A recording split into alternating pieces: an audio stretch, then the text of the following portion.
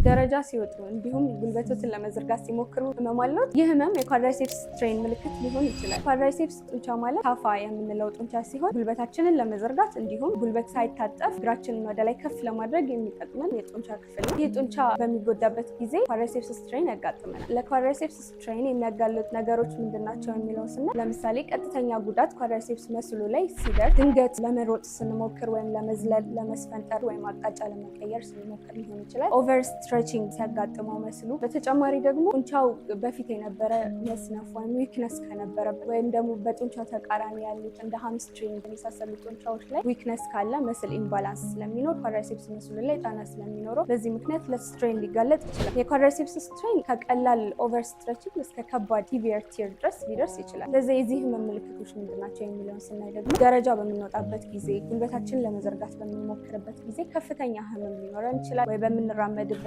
ጊዜ ህመም ይኖረናል። እንዲሁም ቢር በምናደርግበት ጊዜ እግራችንን ለመርገጥ በምንሞክርበት ጊዜ ከፍተኛ የሆነ ህመም ጡንቻው ላይ ሊሰማን ይችላል። የማበጥ የመቅላት ነገር ሊኖረው ይችላል። ስንነካው ቦታው ላይ ደግሞ ህመም ሊኖረውም ይችላል። ስለዚህ የዚህ ህመም ምልክቶች ካሉበት መጀመሪያ ማድረግ ያለበት ምንድነው? ስፖርታዊ እንቅስቃሴ የሚያዘወትሩ ከሆነ ወይም ተደጋጋሚ ጫና ጡንቻው ላይ የሚፈጥር እንቅስቃሴ የሚያደርጉ ከሆነ እነሱን እንቅስቃሴዎች በቀጥታ ማቆም ይኖርቦታል። ከዛም በበረዶ ትሪት ማድረግ ነው። ለትንሽ ጊዜ ረፍት አድርገውበት የማይሻል ከሆነ ግን የፊዚዮቴራፒ ምርመራና ህክምና ማድረግ ይኖርቦታል።